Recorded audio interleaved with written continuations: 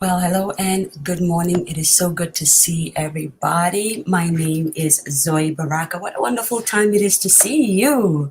Good morning, good morning, good morning in Ghana, rather. Good afternoon in Ghana, good afternoon in Nigeria, good afternoon in Kenya, good afternoon wherever you are in the world, and good morning indeed wherever you are in the world. It is so, so good to see you.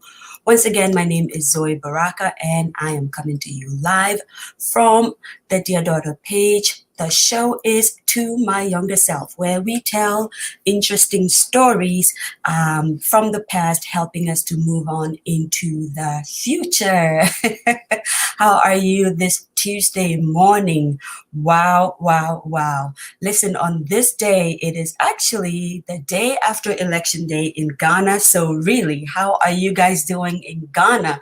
I am really, really curious. I've been waking up sporadically in the middle of the night, checking results and all that. So as you can see, I have not slept. But all is well, all is well. I had a guest storyteller today. Bear with me one moment. Let me just fix this thing here. That's supposed to go on my Instagram page. Before I even start anything, I see there's a couple of people on here already and I cannot see you. So please, please, please, if you are just able to go in there, say hello, say good morning, send me a virtual hug, say good afternoon, tell me where you're watching me from, and, share a comment, anything at all. Let me know you're in here, okay? Alrighty, so I'm just gonna jump right into the story. Like I was saying before, I actually had a scheduled story, a guest storyteller today. But like I said, today is Election Day in Ghana, and I do believe he is really, really entrenched in the election proceedings, so he's a little busy. Good morning, Laura. It is so good to see you, sis. How are you? I missed you last week. See, I noticed. Alrighty. So I kind of had to come up really quickly with the story, and I was thinking to myself, what exactly would I be telling today? Anyway, and something happened over the last couple of weeks, so I figured I would just tell that story. So this is what the story is. Do forgive me, it is not well thought out as it should be, or as I normally do it, because I really didn't think I had to tell a story today. So I'm kind of filling in for a guest storyteller for my show. Very funny. All right. So I titled this story actions teach louder than words. There's a saying that says actions speak louder than words. This one I called actions teach louder than words because this is an action that my father actually, I guess, he lived out. And now that I am older, I realized that I had to go back and pick it back up and kind of live it. And this story must have happened maybe when I was 8 or 10 years old.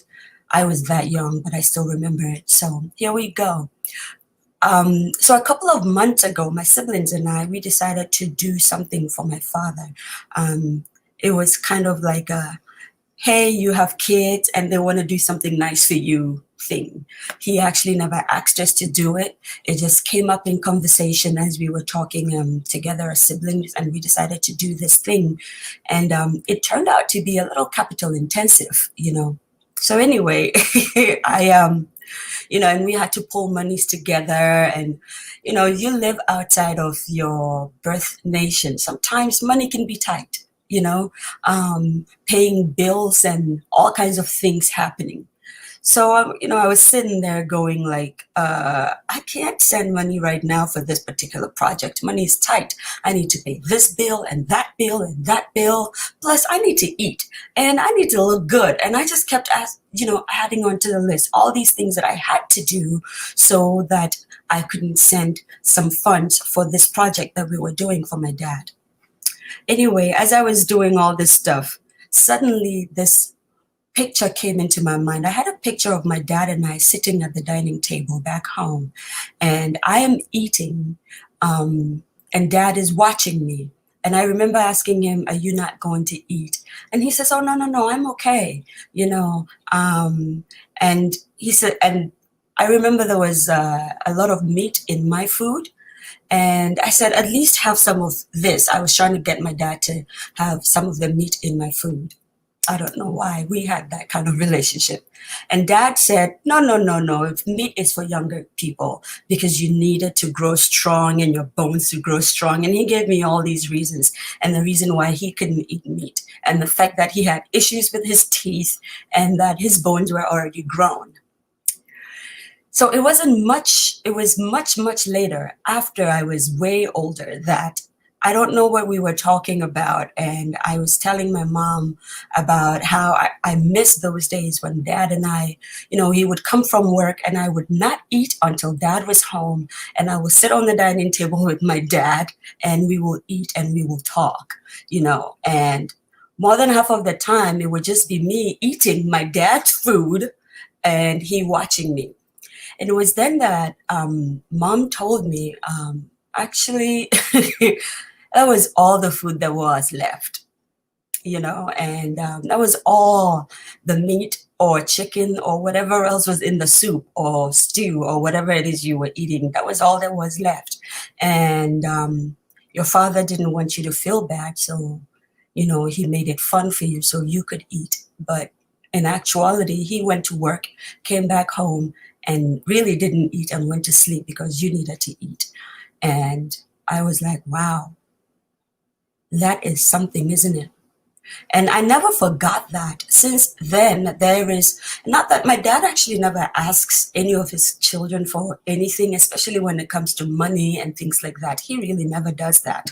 But it just dawned on me that that was a defining moment for me, to a point where dad never had to ask anything. If I had to scrape and go hungry and not eat for a couple of days or hold off some things for a couple of days, I will do it. I still will do it even now.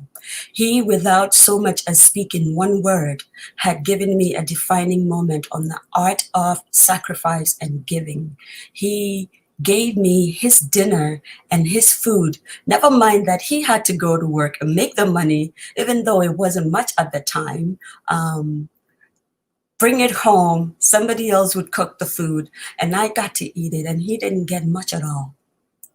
That tells you that sometimes you don't have to say much to people. You don't have to keep telling them what they need to do, especially children. You just have to live a particular lifestyle, and hopefully, without many words, they will learn from you what you probably didn't even intend to learn, to teach them. I don't know if my dad actually intended to teach me the art of giving or the art of sacrifice and all that.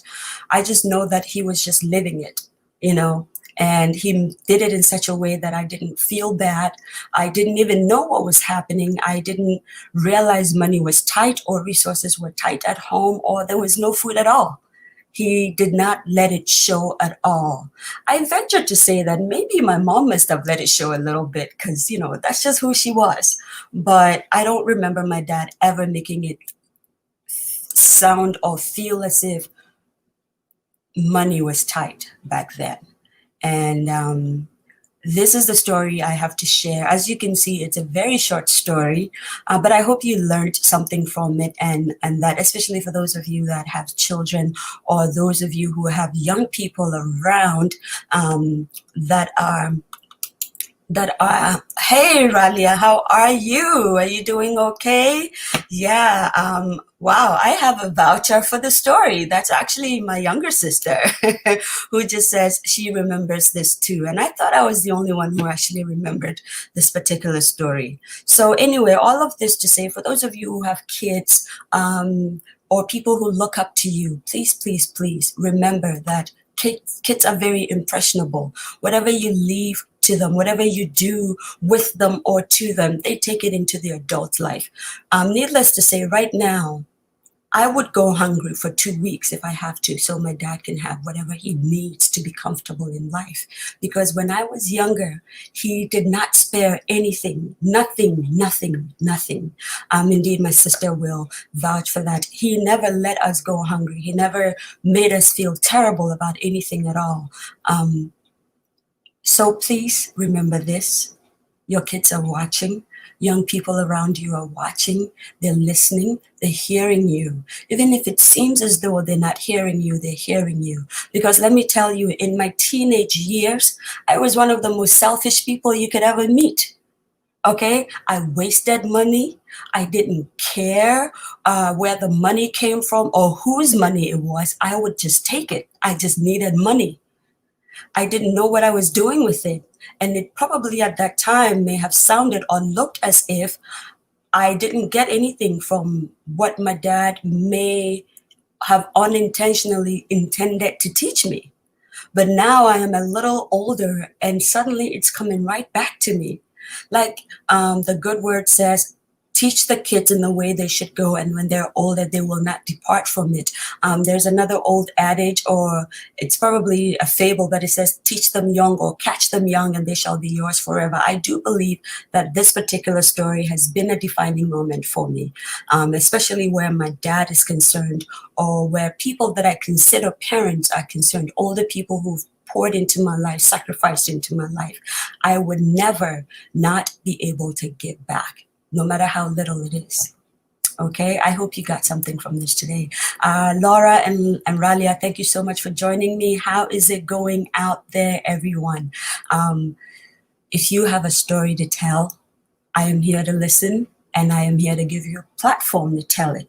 Hopefully, our guest storyteller will be back soon. Next week, Tuesday, I am thinking there may not be a To My Younger Self show because we moved it. My guest storyteller wants to tell the story on a Saturday because his Tuesdays are really, really busy. So I'm thinking we're going to move it to Saturday the 19th instead of the Tuesday of that 19th. So until the 19th, my name is Zoe Baraka, and it has been an absolute pleasure dilly-dallying and fumbling in the storytelling time with you. I do hope you enjoyed it. You go ahead and have yourself a wonderful, wonderful Tuesday morning. Bye-bye.